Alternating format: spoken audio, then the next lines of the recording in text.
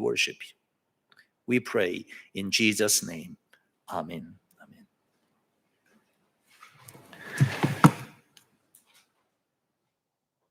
Thank you for your prayers for the last couple of weeks or so. We enjoyed a lot of it was a wonderful time to be as well. Thank you for your prayers. 몇 주 전에 저는 시편 18편 1절에서 19절 말씀을 토대로 말씀을 전했었고, 오늘은 그날 설교 연장선상에서 오늘도 역시 지난번과 유사하게 본문 말씀으로 꼽은 20절부터 50절을 먼저 살펴본 뒤에 한번 컨셉으로 주목 오늘 말씀을 결론을 맺도록 하겠습니다. 50절을 보고 그 다음에 시편 18편의 첫 세 구절로 돌아가서 주목해 보겠습니다. 이 시편은 적들이 불러온 수많은 위험들 속에서도 주님이 자신을 구해주신 것을 다윗은 고통을 당해 맞던 아무런 위협들은 정말로 무시무시했습니다. 마침내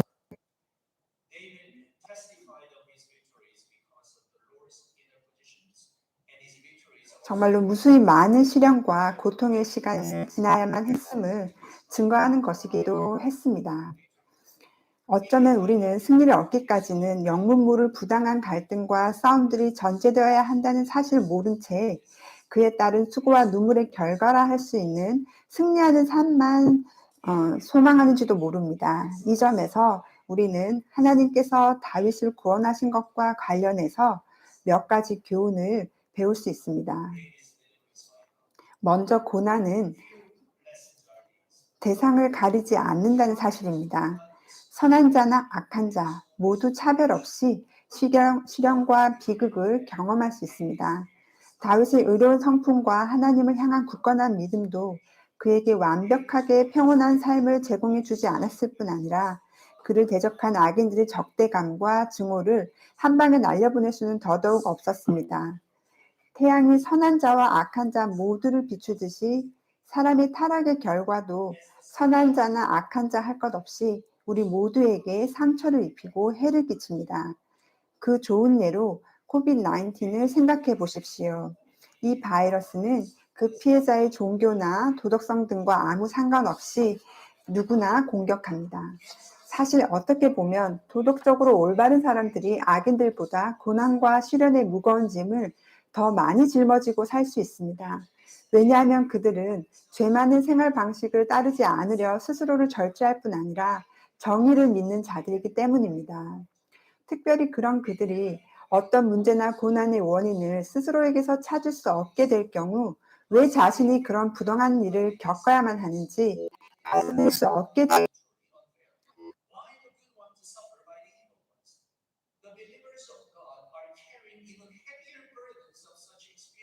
하나님을 믿기 때문에 올바른 사람들보다도 심지어 더 지고 있습니다. 왜냐하면 우리가 하나님을 믿으며 다른 삶을 살려고 애쓰는 중에도 우리 또한 악한 자들로 인해 아픔과 고통을 겪곤 하는데 이는 참으로 수긍하기 쉽지 않기 때문입니다. 특별히 지금 이 자리에도 그런 고통을 겪고 계신 분이 있다면 저는 여러분께 오늘 본문의 또한 아무런 잘못도 없이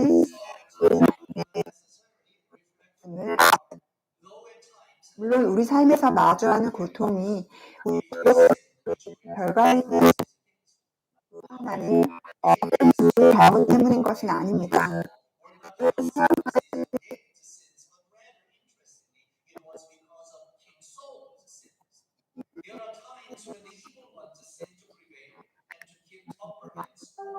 Please follow up.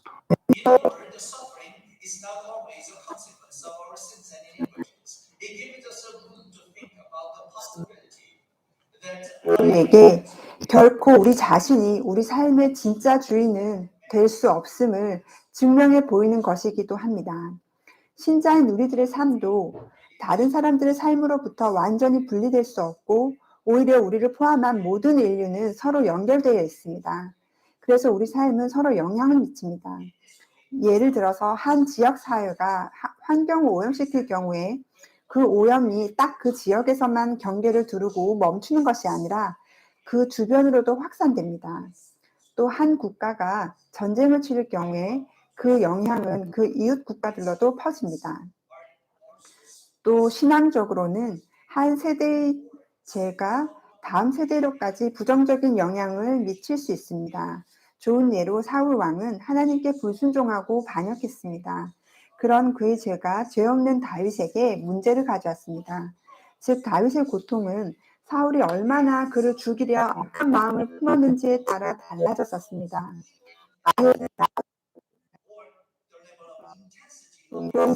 어떤 불의하고 부당한 마음을 먹는지에 따라서 그가 감내해야 할 고통의 경험치가 결정되었습니다.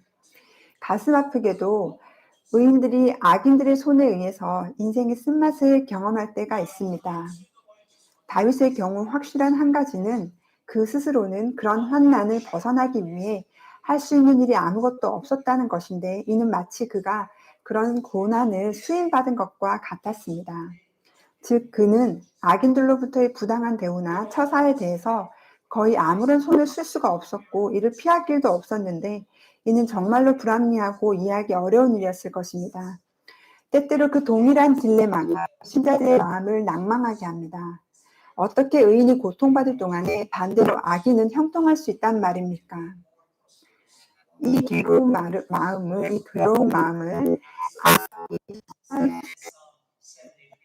고백합니다. 내가 어쩌면 이를 알까 하여 생각처럼 아삽이 그의 고통을 고백합니다. 하지만 우리가 반드시 잊지 말아야 할 것은 우리 삶에는 우리의 생각으로는 다 이해할 수 없는 고난과 시련들도 반드시 있다는 것과 이는 오직 실수가 없으신 하나님의 완전한 섭리를 믿고 의지함으로 비로소 수긍할 수 있게 된다는 것입니다. 다윗은 원수들의 손에 고통받았고 그는 자신이 죽음의 올무에 갇혔다고까지 느꼈습니다. 하지만 바로 그러한 때에 하나님께서 그를 구하셨고 한 번도 아닌 여러 번 구해주셨습니다. 이처럼 환난 가운데 하나님의 건지심들을 기억하며 감사하는 마음으로 주님을 찬양했습니다.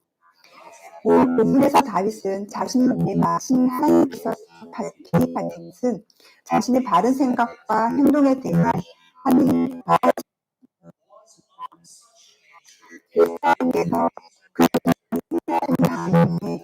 그의 숙제에 충만하셨던 것이라고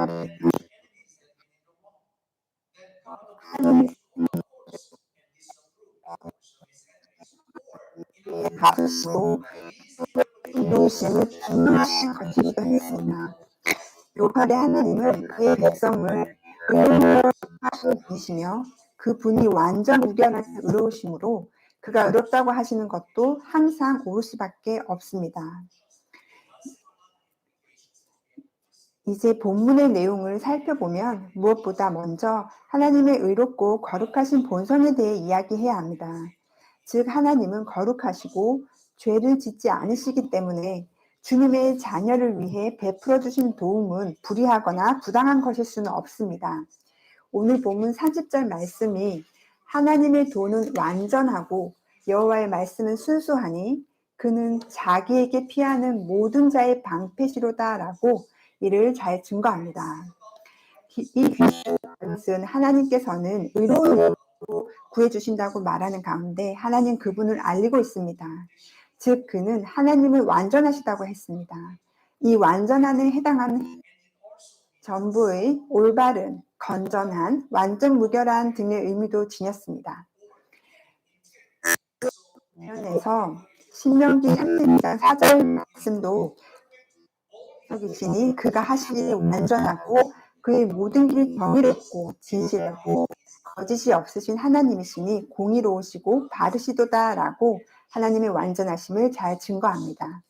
즉 하나님은 그의 모든 길이 공의롭고 바르신 분이라고 정의할 수 있습니다. 이 완전함이라는 단어는 그리스어 성경에서는 흠이 없는, 무결점의 등의 등으로 단어로 번역되었습니다. 요컨대 하나님은 순수하시고 거룩하시고 따라서 그가 하시는 모든 일도 거룩하고 흠이 없습니다.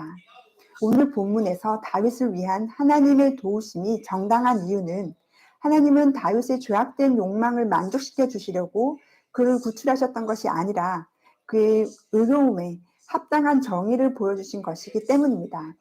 만약 하나님께서 하실 수 없는 일이 있다고 한다면 그것은 그분의 본성에 반하는 일을 하는 것일 것입니다.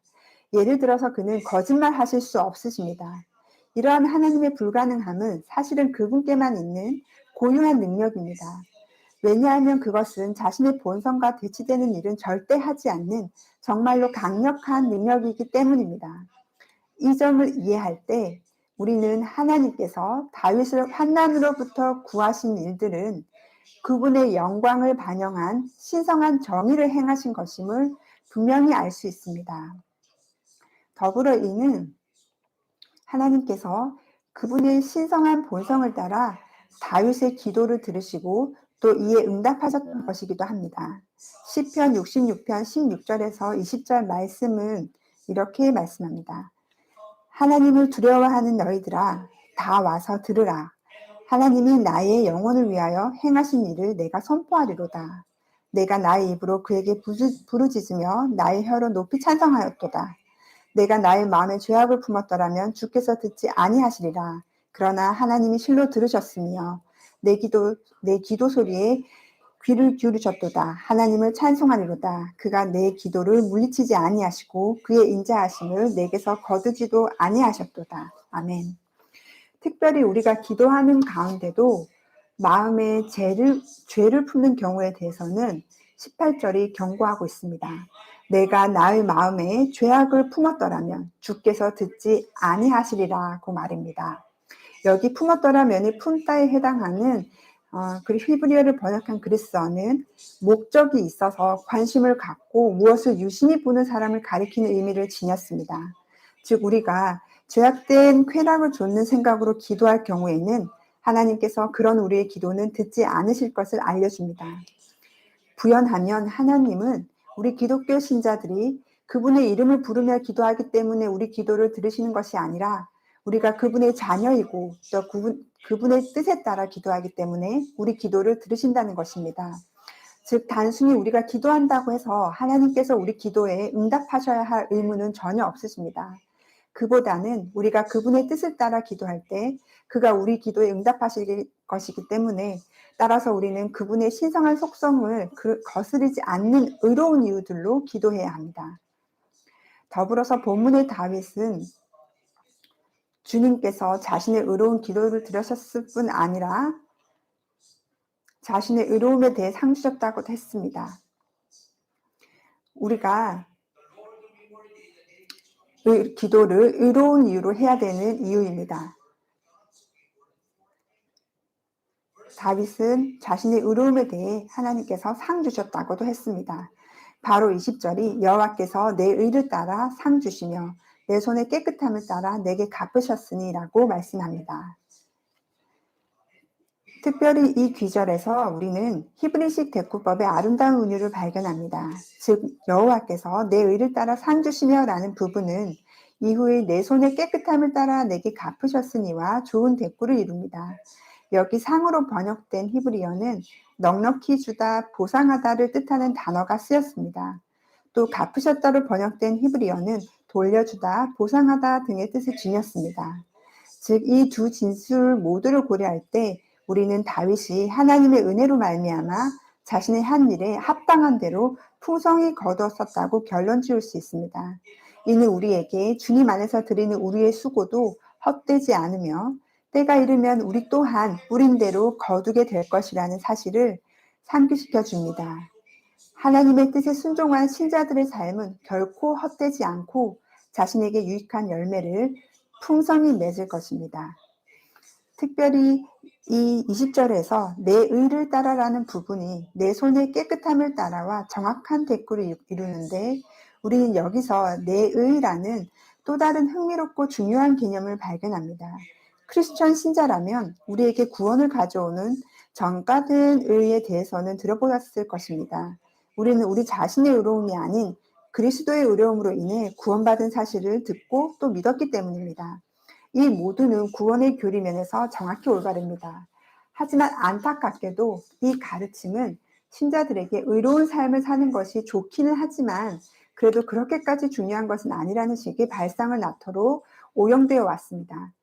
그런데 여기 시편 18편 20절은 우리에게 내 의, 즉 내 손의 깨끗함이라고 이해될 수 있는 내 의에 대해서 가르쳐주고 있고 이는 우리의 순수함과 신실함 및 거룩함을 말하는 것입니다.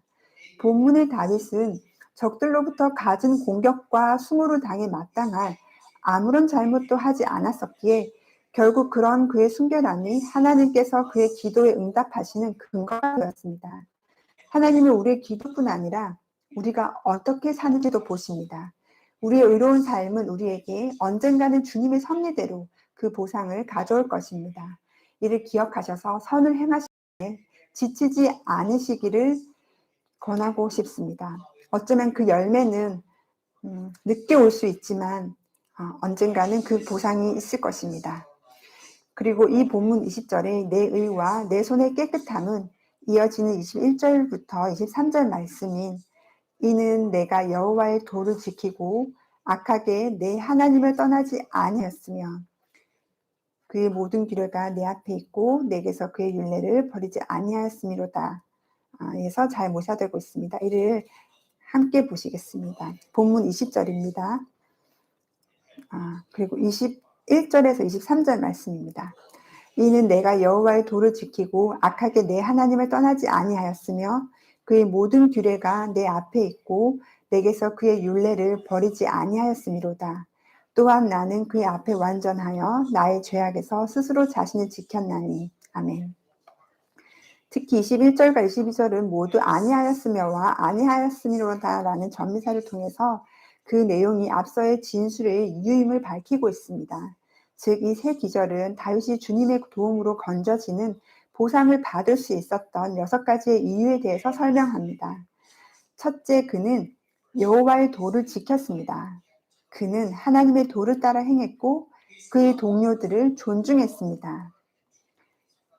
둘째, 그는 악하게 그의 하나님을 떠나지 않았습니다. 그는 하나님의 도를 어긴 적이 없었고 믿음을 저버리지도 않았습니다. 셋째, 하나님의 모든 규례가 그 앞에 있었습니다. 즉, 하나님의 규례가 그를 인도했습니다. 넷째, 자신에게서 그의 율례를 버리지 않았습니다. 즉, 그는 하나님의 인도하심을 거부하는 삶을 살지 않았습니다. 다섯째, 그는 하나님 앞에서 완전했습니다. 즉, 그는 흠이 없었습니다. 여섯째, 그는 자신의 죄악에서 스스로 자신을 지켰습니다. 이처럼 다윗이 자신의 죄성에 맞서 싸우느라 고군분투한 사실을 담은 이 기절들은 우리에게 아마도 매우 흥미롭고 중요한 진술일 것입니다. 우리 모두가 잘 알듯이 사람은 누구나 타락했고 의로운 사람은 한 명도 없습니다. 즉 다윗 또한 죄의 성향이 있었고 그래서 죄를 짓기 쉬웠을 것입니다. 하지만 그는 자신이 그러한 똑같은 사람이었음에도 불구하고 너무나 자연스러운 죄성을 누르며 죄를 범하지 않으려 필사적으로 노력했다고 고백했습니다. 그는 의식적으로 끊임없이 죄성으로 기울지 않기 위해 자신을 점검했습니다. 하나님 앞에 드려진 다윗의 삶의 간증들을 주의 깊게 보게 되면 우리는 주님께서 다윗을 구출하신 일들이 그저 우연의 연속이 아닌 신실한 신자의 순결한 삶에 대해 하나님께서 갚아주신 실로 놀라운 보상들이었다고 밖에 말할 수 없습니다. 안타깝게도 저는 시련과 고난 및 낙담되는 상황들에 부닥치게 되면서 주님의 도를 떠난 많은 크리스천들을 보았습니다. 하지만 다윗은 그렇지 않았습니다.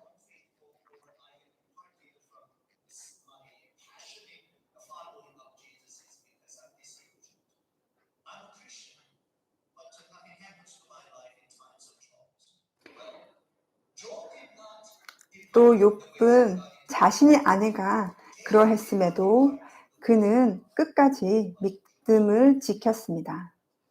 그런데 분명히 주님께서는 우리의 내면의 상태에 따라 우리를 다루신다고 오늘 본문 25절과 26절 말씀이 자비로운 자에게는 주의 자비로우심을 나타내시며 완전한 자에게는 주의 완전하심을 보이시며 깨끗한 자에게는 주의 깨끗하심을 보이시며 사악한 자에게는 주의 거스르심을 보이시리니라고 증거합니다.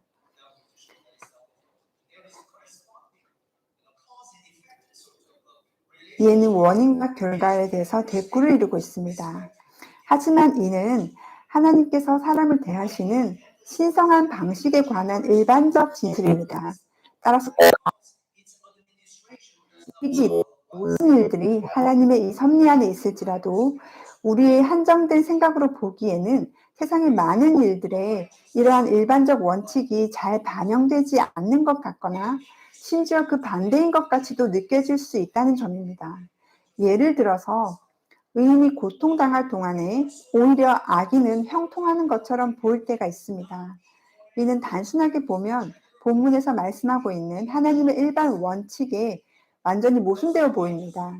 하지만 우리가 그때를 알 수는 없을지라도 결국에는 하나님의 원칙이 실행될 것이기 때문에 악인은 결코 끝까지 형통할 수는 없습니다. 강조하건대 하나님은 자비로운 자에게 그의 자비로움을 나타내실 것입니다. 또 완전한 자에게 그분의 완전함을 보이실 것입니다. 이는 이와 동일한 원칙이 우리가 잘 아는 주 기도문에도 묘사되고 있습니다. 마태복음 6장 12절 말씀에 우리에게 죄 지은 자를 사하여 주었듯이 우리 죄를 사하여 주시옵고 라고 말씀합니다. 즉 우리가 다른 자들에게 자비로워야 합니다. 또 이는 이어지는 마태복음 6장 10절입니다. 너희가 사람의 잘못을 용서하면 너희 하는 아버지께서도 너희 잘못을 용서하시려니와 너희가 사람의 잘못을 용서하지 아니하면 너희 아버지께서도 너희 잘못을 용서하지 아니하시리라고 말씀합니다.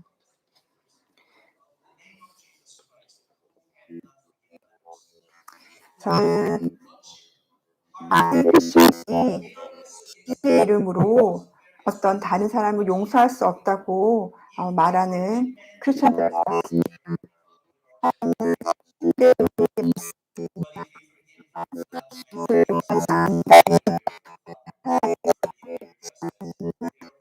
께서도 우리 잘못을 용서하지 않으시고 우리에게 자비를 베푸시지 않는다고 하셨습니다. 우리는 우리에게 잘못한 자들을 용서해야 합니다. 그 쓴뿌리를 제거해야 합니다. 그때에 하나님께서 우리에게 용서하시고 자비를 베푸실 것입니다. 또 오늘 본문 26절은 하나님은 깨끗한 자에게는 그분의 깨끗하심을 보이시고 사악한 자에게는 그분의 거스르심을 보이실 것이라고 했습니다. 여기서 이 사악한 자에게는 주의 거스르심을 보이신다는 부분이 영어 성경에서는 사악한이라는 단어와 거스르심이라는 단어를 같은 것으로 사용하고 있습니다. 이렇게 함으로써 정확한 대꾸를 이루는 시편에서의 운율적 장점은 있겠지만 이를 직역한다면 하나님을 향해 어떻게 사악한이라는 단어를 사용했는지 이해하기 어렵습니다. 하지만 원문의 히브리어 성경이 이 26절 후반부 기절을 한글 성경처럼 각각 다른 단어로 싣고 있는 것을 알고 나면 이 부분을 보다 쉽게 이해할 수 있을 것입니다. 한글로 사악한이라고 번역된 히브리어 단어는 비뚤어진 부패한이라는 뜻의 형용사가 쓰였고 한글로 거스르심으로 번역된 히브리어 단어는 고문하는이라는 뜻을 뜻합니다. 따라서 비뚤어지고 부패한 자들은 주님께서 평범하게 다루지 않으실 것이라는 경고입니다. 그들은 그분의 손 아래에서 고통받을 것입니다. 이와는 반대로 하나님께서 의인을 건지시는 것은 그분의 신성한 속성과 그분의 백성들이 의로운 삶을 사는 것으로 완벽히 합당해집니다. 이와 관련해서 본문 31절에서 45절을 살펴보면 그 기절들은 앞서 언급되었던 하나님께서 다윗을 위해 하셨던 일들에 대한 요약이라고 할 수 있습니다. 30절에서 하나님은 자기에게 피하는 모든 자의 방패가 되신다고 했습니다. 하나님은 자기에게 피하는 모든 자에게, 즉 그를 믿는 모든 사람들의 방패가 되십니다. 강조하건대 이에는 방어 또는 보호에 대한 개념이 들어 있습니다. 하나님은 그분을 피난처로 삼는 모든 사람들을 보호하십니다. 적들이 그를 덮쳐왔지만 다윗의 경우에 스스로 방어할 능력이 없었을 뿐 아니라 그 누구의 도움도 받지 못했습니다. 바로 그러한 때에 그는 더욱더 자신의 믿음을 확증하고 오직 하나님만을 신뢰함으로 나아가는, 즉 믿음의 발걸음을 내디뎠습니다. 그래서 31절이 여호와 외에 누가 하나님이며 우리 하나님 외에 누가 반석이냐고 증거합니다. 이 기절에서 다윗은 오직 하나님에게서만 찾을 수 있는 능력과 지혜와 선함을 가졌다고 증명할 수 있는 또 다른 존재는 결코 이 세상에 없다고 선언합니다. 하나님이 다윗에게 필요한 안전과 방어를 제공할 수 있으셨던 유일한 분이셨습니다. 어쩌면 우리 모두가 이러한 다윗의 말이 맞다고 머리로는 동의할지라도 실제로 인생의 벼랑 끝에 몰려본 사람들만이 아마도 그의 이 말을 가슴으로 이해하며 그래서 또 아주 깊이 감사할 수 있을 것입니다. 이런 점에서 31절의 여호와 외에 누가 하나님이며 우리 하나님 외에 누가 반석이냐는 그의 선언은 그저 평범한 진술이 아닌 죽음의 문턱에서 하나님의 건지심을 경험한 놀라움과 감사함에서 비롯된 심오한 고백입니다. 다윗을 위해 하나님께서 개입하지 않으셨더라면 그는 100% 죽은 목숨이었습니다. 다윗이 스스로는 아무것도 할 수 없는 상황에 직면했을 때 오직 하나님만이 그가 믿고 의지할 수 있는 도움이 되셨고 그러한 상황에서 그를 구하실 수도 있으셨습니다. 이에 따라 하나님께서 다윗이 건짐을 받을 수 있도록 다윗을 준비시켜 주셨습니다. 즉 오직 하나님만이 그에게 도움을 주셨습니다. 하나님께서 그러한 환난의 때에 다윗이 어쩌할 수 없을 때에 개입하셔서 다윗이 건짐을 받을 수 있도록 다윗을 준비시켜 주셨습니다.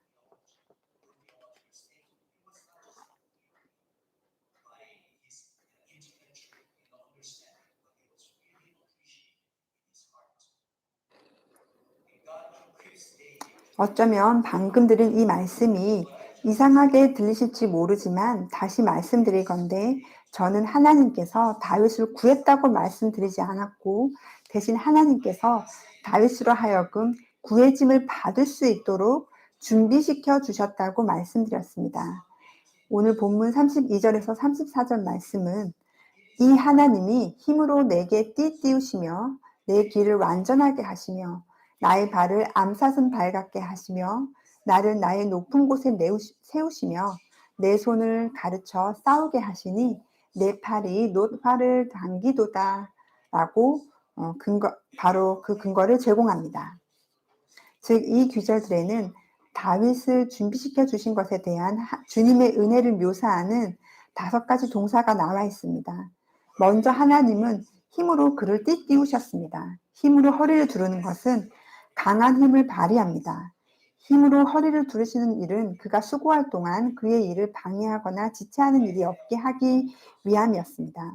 이사야서 45장 5절도 나는 여호와라 나 외에 다른 이가 없나니 나밖에 신이 없느니라 너는 나를 알지 못하였을지라도 나는 내 띠를 동일 것이요 라고 이러한 하나님의 도우심을 잘 보여줍니다. 둘째로 하나님은 다윗의 길을 완전하게 하셨습니다. 이 점에서 30절과 32절 사이에 흥미로운 비교점이 있습니다. 먼저 30절에 하나님의 도가 완전하다고 했었습니다. 그런데 이 32절에 이르러서는 하나님께서 다윗의 길을 완전하게 만드신 것을 볼 수 있습니다. 즉 30절에서 하나님께서 흠이 없으셨듯이 32절에서는 하나님께서 다윗도 흠이 없게 만드신 것입니다. 셋째로 하나님께서는 다윗의 발을 암사슴의 발과 같이 만드셨습니다. 이와 동일한 표현이 하박국 3장 19절에 나와 있습니다. 주 여호와는 나의 힘이시냐 나의 발을 사슴과 같게 하사 나를 나의 높은 곳으로 다니게 하시리로다. 이 노래는 지휘하는 사람을 위하여 내 수금에 맞춘 것이니라는 말씀에도 쓰였습니다. 즉 암사슴은 움직임이 날쌔고 민첩합니다. 즉 하나님은 다윗을 기민하고 민첩하게 만드셨고 이에 따라 다윗은 적을 쫓을 수도 있었고 그들의 공격에서 도망칠 수도 있었습니다. 넷째로 하나님께서는 다윗을 그의 높은 곳에 세우셨습니다. 이는 그가 위험으로부터 안전하게 지켜질 수 있도록 하나님께서 그에게 안전을 공급하셨음을 의미합니다. 하나님께서는 안전하게 피할 피난처에 그를 두셨습니다. 다섯째로 하나님께서 다윗에게 싸움을 가르쳐 주셨습니다. 시편 144편 1절도 나의 반석이신 여호와를 찬송하리로다. 그가 내 손을 가르쳐 싸우게 하시며 손가락을 가르쳐 전쟁하게 하시는도다 라고 동일하게 말씀합니다. 다윗은 그의 적들과 맞서 싸워야만 했고 이는 그에게 활과 검 및 창을 다루는 기술을 요했습니다. 그 모두는 그의 손이 익혀야 하는 기술들이었습니다. 하나님께서는 그런 다윗의 손을 가르쳐서 싸우게 하셨습니다. 특별히 다윗은 하나님께서 그로 하여금 가능하게 하시는 놀라운 은혜에 관해 묘사했는데 30절의 후반부에 34절의 후반부에 내 팔이 놋활을 당기도다라고 말씀합니다.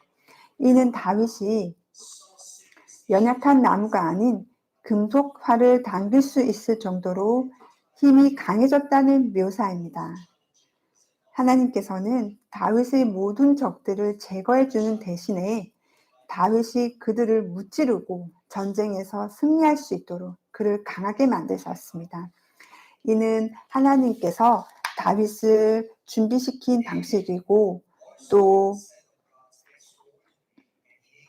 우리도 그렇게 준비시켜 주실 것입니다. 하나님께서는 우리를 무조건 구해주시는 것이 아니라 우리가 한 걸음 한 걸음 고난들을 극복해서 마침내 그 모두를 다 극복할 수 있게끔 뒤돌아봤을 때 그것을 깨달을 수 있게끔 우리에게 힘이 되실 것입니다. 본문에서 하나님께서는 다윗을 그렇게 준비시키셔서 결국 승리할 수 있게 도와주셨습니다. 다윗은 바로 그런 하나님의 도움을 감사드리며 찬양했습니다. 오늘 본문 35절에서 45절이 말씀합니다. 이제 이 35절에서 45절 말씀을 함께 찾아보겠습니다.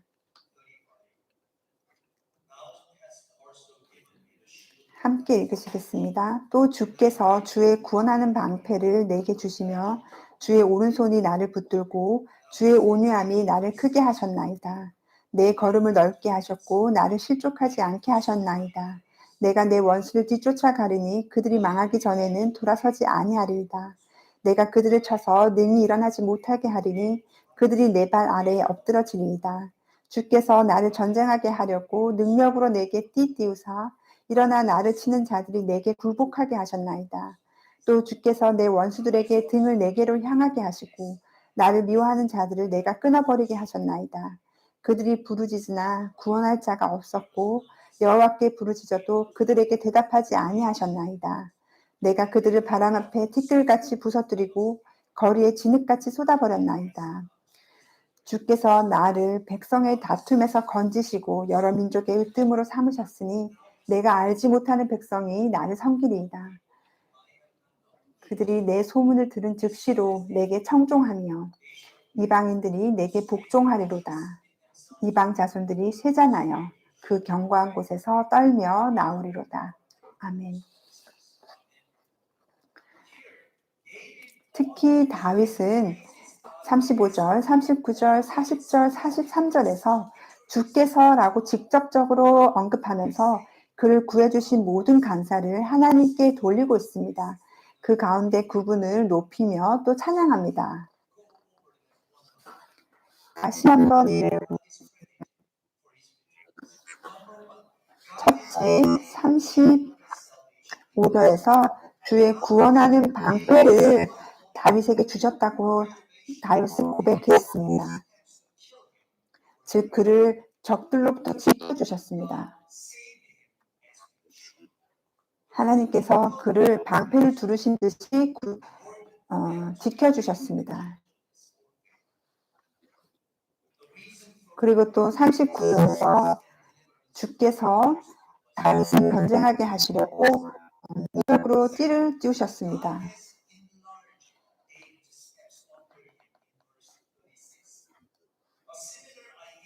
또 36절에 보면 주님께서 다윗의 걸음을 넓게 하셨습니다.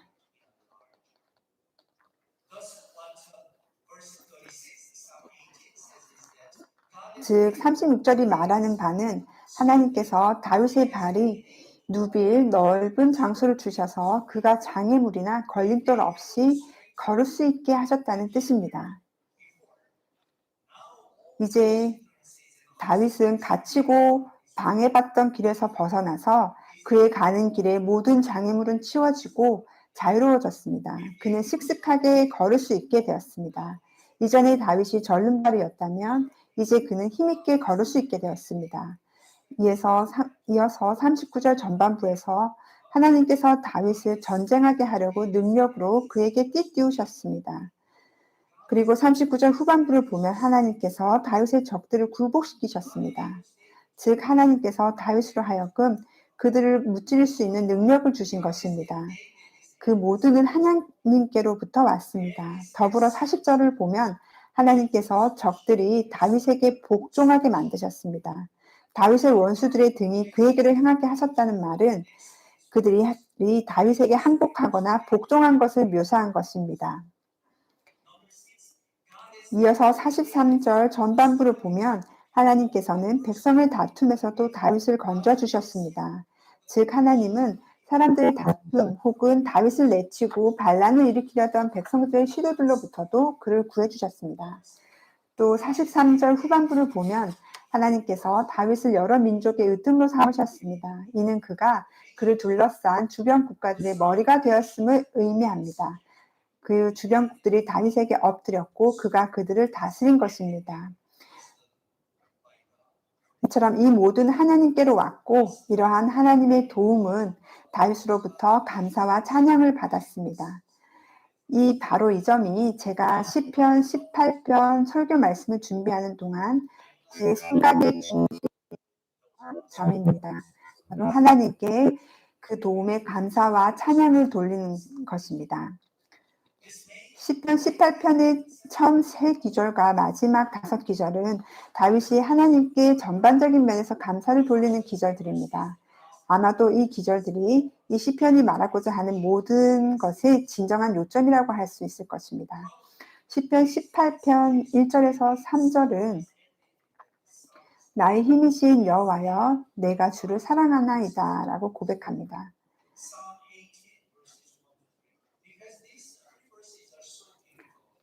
이 3기절은 정말로 아름다운 기절들입니다. 따라서 이를 함께 찾아보겠습니다. 시편 18편 1절에서 3절을 천천히 함께 읽어보겠습니다. 나의 힘이신 여호와여 내가 주를 사랑하나이다. 여호와는 나의 반석이시오 나의 요새시오 나를 건지시는 이시오 나의 하나님이시오 내가 그 안에 피할 나의 바위이시오 나의 방패시오 나의 구원의 뿌리시오 나의 산성이시로다. 내가 찬송받으시 여호와께 아뢰리니 내 원수들에게서 구원을 얻으리로다. 아멘. 이 기절들을 읽으시면서 많은 용기를 얻으셨기를 소망합니다. 고난의 순간에 이 기절들을 다시 묵상하시고 이를 통해 용기를 얻으실 수 있기를 소망합니다. 어려움과 고난에서 하나님의 건지심들을 경험하면서 본문의 다윗은 주님의 선하심을 맛보았습니다. 그래서 우리가 방금 읽은 이 기절들처럼 그는 그 감동을 쏟아낼 수밖에 없었습니다. 먼저 다윗은 하나님을 향한 자신의 사랑을 고백했습니다. 히브리어로 사랑은 라함이고 그 명사형은 레헴으로 이는 자궁으로 번역됩니다. 이 자궁은 연약한 아기를 향한 부드러운 보살핌의 이미지를 담고 있습니다. 이에 따라 그 의미는 긍휼로 확장됩니다. 이 단어의 어원과 그 파생어들은 은혜와 소망의 영역에 속하는 것으로 누군가가 기쁨으로 호의를 베푸려는 의지를 표현합니다. 이 단어는 명백히 감정을 싣고 있습니다. 이는 마땅히 주어져야 할 것 이상으로 무엇인가가 더 풍성히 주어지는 것을 나타내는 데 쓰입니다. 이는 사무엘하 24장 14절에서 잘 묘사되었는데 그 귀절에서 다윗은 가장 좋은 것을 바라는 고로 하나님의 손안에 빠지기를 택했고 그 이유는 그분의 긍휼이 크시기 때문이라고 했습니다.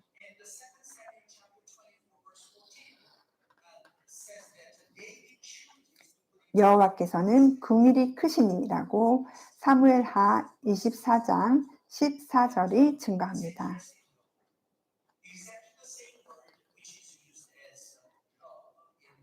이 단어는 동사로는 성경에서 43번 등장합니다. 일반적으로 이 단어는 하나님께서 그의 백성들에게 긍휼을 베푸시거나 혹은 베푸시지 않는 상황들에서 사용되었습니다. 또 사랑과 관에서는 정복자로서 누군가가 자비롭게 취하는 행동과 관련해서도 사용되었습니다. 하지만 이 시편 18편 1절을 하나님을 향한 사랑을 고백하는 다윗을 두고 앞서의 그런 두 의미들을 적용하는 것은 불가능합니다. 그보다는 여기서의 다윗은 자신이 하나님을 사모할 뿐 아니라 그분의 호의를 전적으로 의지함을 나타낸 것입니다. 이러한 점에서 70인역 성경은 이 단어를 우리가 익숙한 아가페라는 단어에서 나온 아가포를 사용하고 있습니다. 이 단어에는 강한 감정적이 실려 있고 또 그 강한 그 affection, 그 사모함과 더해서 그를 전적으로 의지함을 또 나타내고 있습니다. 다윗은 이성적으로 그저 신학적으로 올바르게 하나님을 사랑한 것이 아니라 감정적으로 정말로 그를 사랑하고 사모했습니다. 그것이 바로 우리 신자들이 가져야 할 하나님을 향한 진정한 사랑의 모습입니다.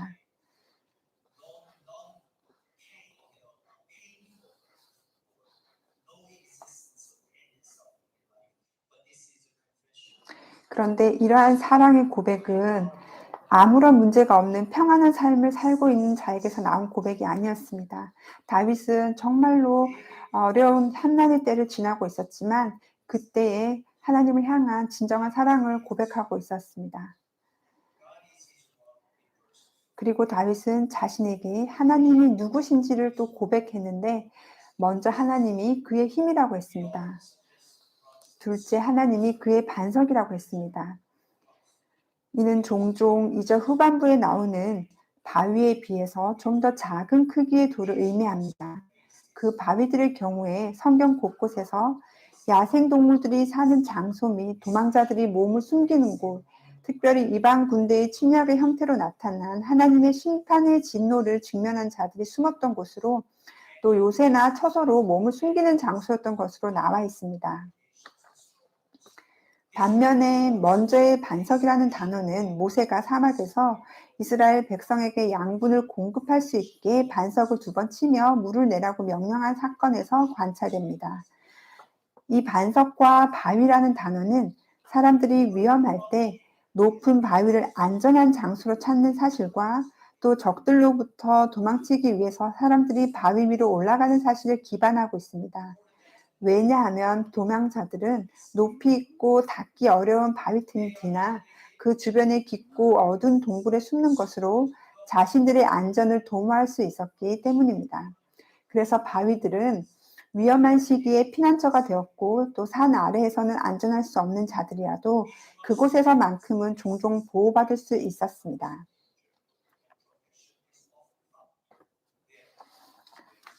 즉 여기 바위와 반석 모두는 하나님께서 다윗을 지키시는 분임을 강조하고 있습니다. 셋째로 다윗은 하나님이 자신의 요새라고 했습니다. 요새라는 단어는 방어하는 장소를 의미합니다.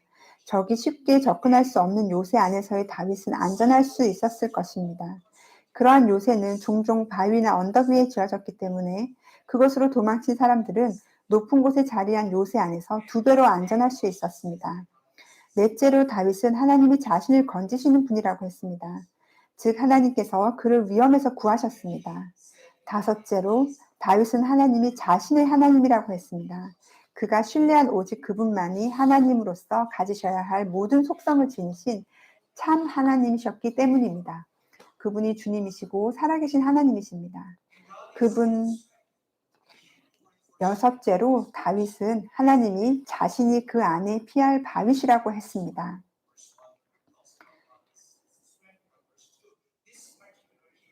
70인역 성경의 경우에 이 한국어 성경의 바위를 도우시는 자라고 번역했습니다. 즉 이는 하나님께서 다윗을 지키시는 자임을, 또 그것이 피난처나 은신처만큼 하나님께 기댈 수 있음을 강조하는 뜻으로 쓰여진 것입니다.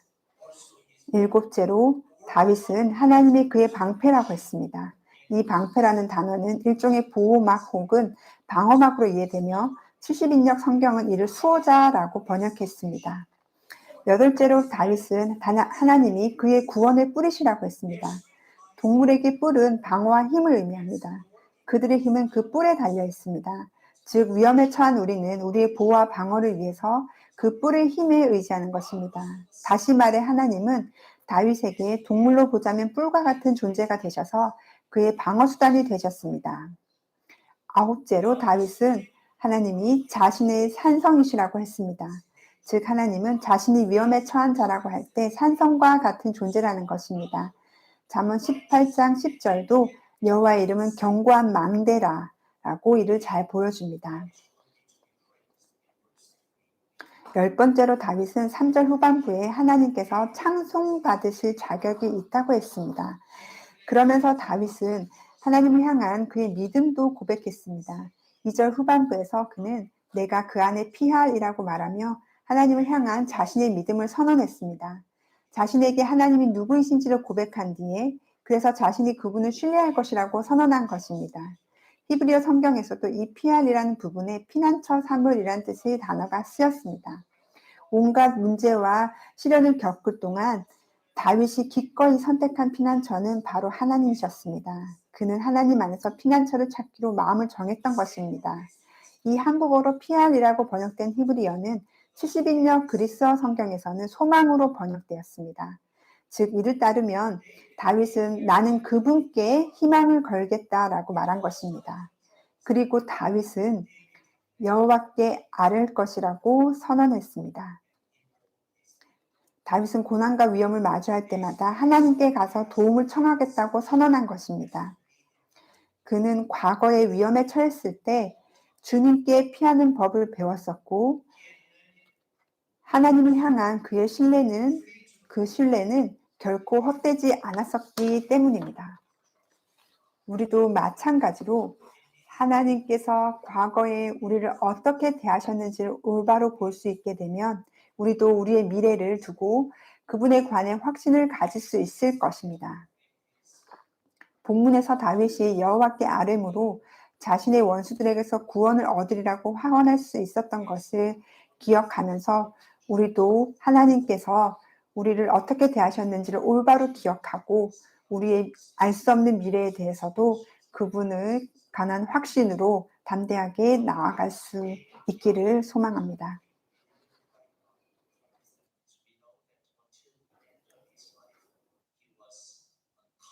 다윗의 경우 그의 인생의 마지막까지 많은 고난과 문제가 있었던 것을 알고 있습니다. 그렇지만 그는 하나님께서 항상 그를 구해주셨다고 선언하고 있습니다. 지금까지 살펴본 바와 같이 바르고 의로운 사람이라도 인류의 타락한 본성에 따른 결과들로 인해 고통받을 수 있습니다. 하지만 모든 상황에서 하나님은 신뢰받을 만하시고 그는 우리를 아실 뿐 아니라 그가 하시는 일도 잘 아십니다. 환난의 때에 비록 우리는 그의 길을 알지 못할지라도 그는 언제나 완벽히 알고 계시고 완전 무결하십니다. 그리고 하나님께서 우리의 방어가 되고 피난처 되실 것입니다.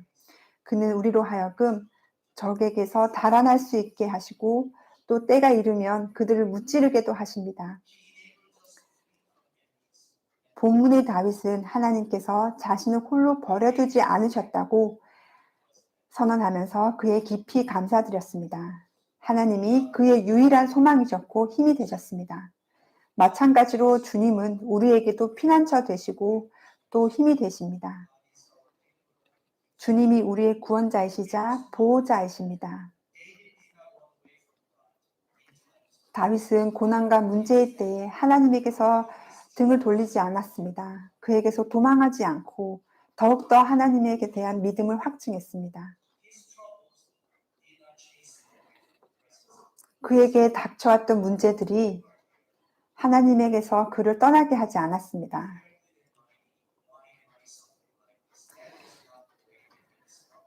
우리가 다윗은 자신이 선한데 아무런 잘못을 하지 않았는데 왜 내가 이런 고난을 겪어야 하나요? 라고 하나님께 묻지 않았습니다. 다윗은 그렇게 하지 않았고 오히려 하나님에 대한 믿음을 강화시켰고 확증했습니다. 우리 또한 어떠한 때를 지날 때라도 하나님에 대한 믿음을 더 확증해야 합니다. 우리가 어떻게 우리 문제들을 맞서는지를 우리 자녀들이 보고 배울 것입니다.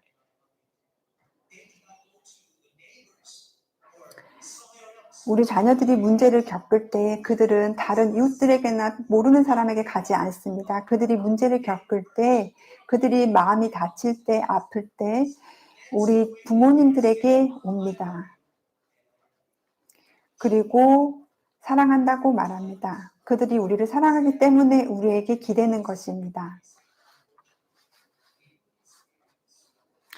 우리도 우리가 문제를 당할 때 다른 곳에 가지 않고 우리 아버지 하나님께로 와야 합니다. 수많은 불합리하고 부당한 일을 겪을 때 하나님께 분노하거나 그의 등을 돌리는 것이 아니라 하나님께로 와서 그 아픈 마음을 아뢰고 그 상처를 치유해 주시기를 기도해야 합니다. 그리고 우리의 사랑을 그에게 고백해야 합니다. 그렇게 우리의 영적인 여행이 이 지구상에서 우리의 마지막까지 계속되어지기를 소망합니다. 함께 기도하시겠습니다.